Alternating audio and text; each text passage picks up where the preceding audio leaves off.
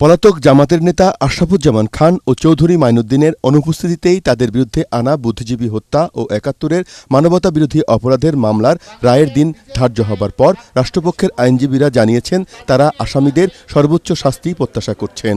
রবিবার এই মামলার রায়ে ঘোষণা করা হবে এবং সেই রায়ের মাধ্যমে আমরা বিশ্বাস করি এই আলবদর বাহিনীর আজকের যারা আসামি তারা হাইকমান্ডের সদস্য ছিলেন।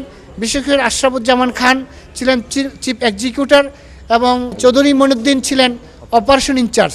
এই মামলার ১১টি চার্জই আমরা প্রমাণ করতে সক্ষম হয়েছি এবং ১১টি চার্জের প্রমাণ হলে আমরা বিশ্বাস করি যে এই আসামিদের সর্বোচ্চ শাস্তি হতে পারে।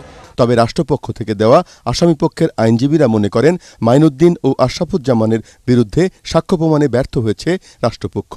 আমরা আশা করি যে আসামিদের এই মামলা তারা প্রমাণ করতে পারবে না। তার পক্ষে যেভাবে ট্রায়াল করেছি সেক্ষেত্রে উনি বেকসুর খালাস পাবে।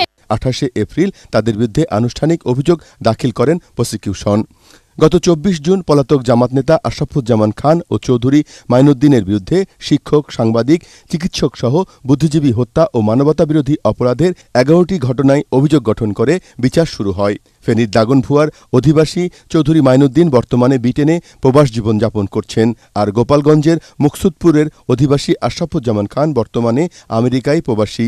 তারা ৭১ সালে মুক্তিযুদ্ধ চলাকালে জামাতের সামরিক কমান্ড বদর বাহিনীর নেতা ছিলেন। ২রা মে তাদের বিরুদ্ধে অভিযোগ আমলে নিয়ে গ্রেপ্তারি পরোয়ানা জারি করে ট্রাইব্যুনাল। সম্ভাব্য ঠিকানায় তাদের পাওয়া না যাওয়ায় ট্রাইব্যুনাল রেজিস্ট্রারকে দুটি পত্রিকায় ১০ দিনের মধ্যে আদালতে হাজির হবার জন্য বিজ্ঞপ্তি প্রকাশের নির্দেশ দেন।